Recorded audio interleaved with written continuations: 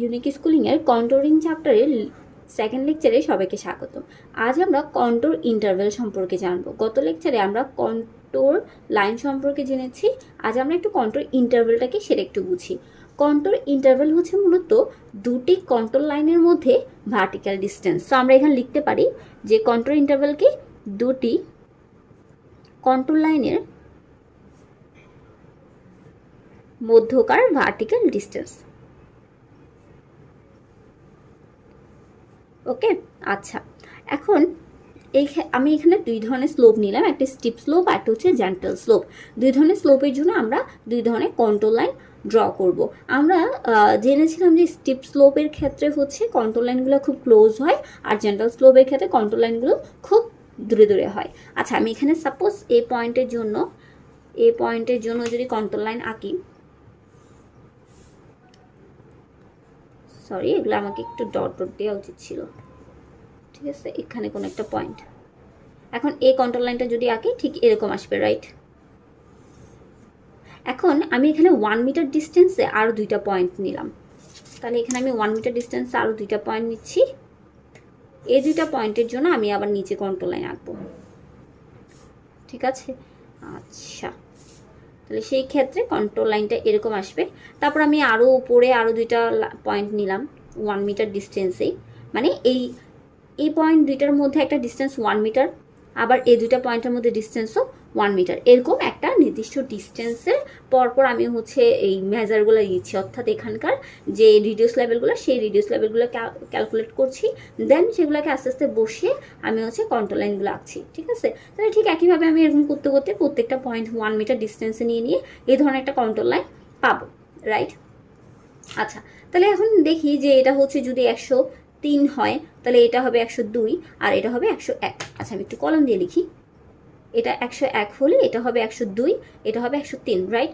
আচ্ছা, যেহেতু এটার মধ্যকার ভার্টিক্যাল ডিস্টেন্সটা কত 1, তাই 101, এটা 102 আর এটা হচ্ছে 103। আচ্ছা, এবার একটা জিনিস খেয়াল করি, এখানে যদি আমি এই 1 মিটার না নিয়ে তাদের মধ্যকার যে ডিস্টেন্সটা সেটা 0.5 নিতাম, তাহলে ঘটনা কি হইতো, এখানে আমার আরও কয়েকটা কন্ট্রোল লাইন আসতো। তখন এই পুরো ফিগারটা একটু কনজেস্টেড হয়ে যেত অ্যান্ড আমার একটু কষ্ট হয়ে যেত ফিগার আউট করতে যে এটা কোন ধরনের কন্ট্রোল লাইন, যেহেতু খুব বেশি ক্লোজ হয়ে যেত আর কি। তো এই কন্ট্রোল লাইনের একটা সৌন্দর্য বজায় রাখার জন্য আমরা মেইনলি এই কন্ট্রোল ইন্টারভেলটা একটু বেশি নিব। কোন ক্ষেত্রে? স্টিপ স্লোপের ক্ষেত্রে। কি বলা হচ্ছে? স্টিপ স্লোপের ক্ষেত্রে হচ্ছে কন্ট্রোল লাইন পরস্পর ক্লোজ হয়, মানে একটা কন্ট্রোল লাইন হচ্ছে খুব ক্লোজলি ডেভেলপ হয় আর কি। তো এই জন্য তাই আমাদের পুরা কন্ট্রোরিংয়ের ডিজাইন মানে একটা সুন্দর আসার জন্য, ভালো একটা কন্ট্রোর পাওয়ার জন্য আমরা এখানে কি করব, ইন্টারভেলটা বেশি নিব,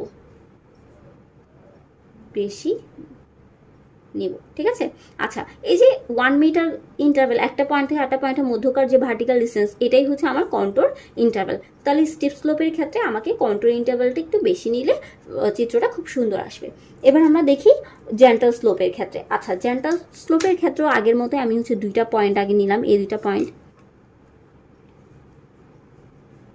ঠিক আছে, এখান থেকে একটা পয়েন্ট। এবার আমি এই দুইটা পয়েন্টকে যদি যোগ করি, এরকম একটা ফিগার পাবো, কন্ট্রোল লাইন পাবো। আচ্ছা, এখন এখানে আমি আরেকটা পয়েন্ট নিলাম যে 1 মিটার ডিস্টেন্সে, ঠিক আছে, 1 মিটার ডিস্টেন্সে আমি আরও একটা পয়েন্ট নিলাম।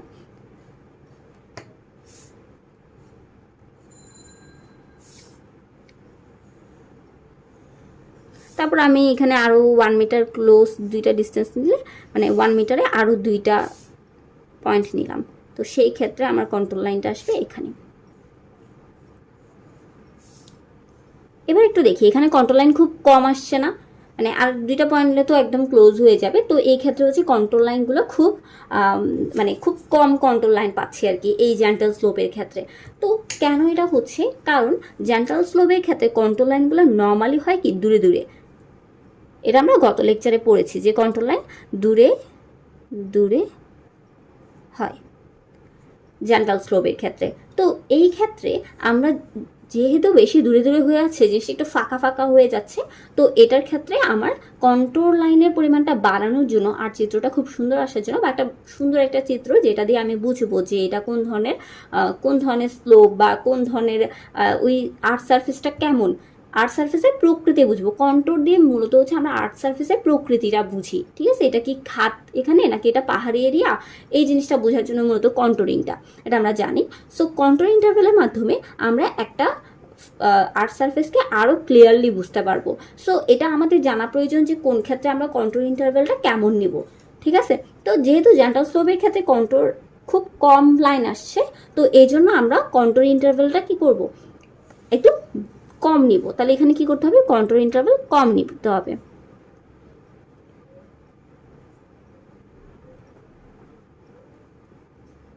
ঠিক আছে, কম নিলে কি হবে, তাহলে এখানে আমি আরও একটা পয়েন্ট পাবো, লাইক এখানে আমি আরও একটা পয়েন্ট পাবো, তারপরে এখান থেকে আমি আরও একটা পয়েন্ট পাবো, তখন এখানে আরও একটা কন্ট্রোল লাইন আসবে, তারপরে এখানেও আমার কি আরও একটা পয়েন্ট আসবে, সো এখানে আমার আরও একটা কন্ট্রোল লাইন আসবে। তো তখন কন্ট্রোল লাইনের যে ডিস্টেন্সটা, মানে দুইটা কন্ট্রোল লাইনের মধ্যবর্তী যে ডিস্টেন্সটা বেড়ে আছে সেটা একটু কমে আসবে, অ্যান্ড হচ্ছে আমার পুরা ইয়াটা, মানে যে কন্ট্রোলটা, সেটা আমাদেরকে ভালোভাবে বুঝতে সাহায্য করবে যে এটা কোন ধরনের সারফেস, আর্ট সারফেস আর কি। ওকে, আচ্ছা, তাহলে আমাদের মনে রাখতে হবে স্টেপ স্লোপের ক্ষেত্রে আমরা কন্ট্রোল ইন্টারভেলটা কি নিব, বেশি নিব, আর জেনারেল স্লোপের ক্ষেত্রে কন্ট্রোল ইন্টারভেলটা কম নিব। আচ্ছা, এখন কন্ট্রোল ইন্টারভেলে কিন্তু আরও কিছু জিনিস আমার কন্ট্রোল ইন্টারভেলটাকে মানে ইফেক্ট করতেছে। যেমন আমরা বলতে পারি, যদি আমার ফান্ড বেশি হয়, আমার কাছে টাকা বেশি থাকে, তাহলে আমি লেবারও বেশি ইউজ করতে পারবো। আর লেবার বেশি ইউজ করতে পারলে আমার এখানে আমি ক্লোজ কন্ট্রোল নিলে বা ক্লোজ কন্ট্রোল ইন্টারভেল নিলে, মানে কন্ট্রোল ইন্টারভেল কম নিলে ভালো একটা কাজ আসবে, আরও একুরেসি ভালো আসবে আর কি। তো সেই ক্ষেত্রে আমার যেহেতু ফান্ড আছে, সেই হিসেবে আমরা কন্ট্রোল ইন্টারভেলটা কম নিতে পারি। কিন্তু এখন দেখলাম যে আমার লেবার হচ্ছে কম, ফান্ডিং হচ্ছে কম, তাহলে ফান্ডিং যদি কম হয় তখন আমি এক্সট্রা লেবার ইউজ করতে পারবো না, বা আরও বেশি লেবার ইউজ করতে পারবো না। তো সেই ক্ষেত্রে আমাদেরকে যেটা করতে হবে যে দূরে দূরে, মানে কন্ট্রোল ইন্টারভেলটা বেশি রাখতে হবে, যাতে দূরে দূরে দুইটা পয়েন্ট নিতে পারি, ঠিক আছে? তাহলে এই জায়গাগুলো না নিতে হলে তখন আমার শ্রমটা কম লাগবে। আবার আমরা বলতে পারি কন্ট্রোল ইন্টারভেল আমাদের টাইমের বেসিসেও কিন্তু চেঞ্জ হচ্ছে।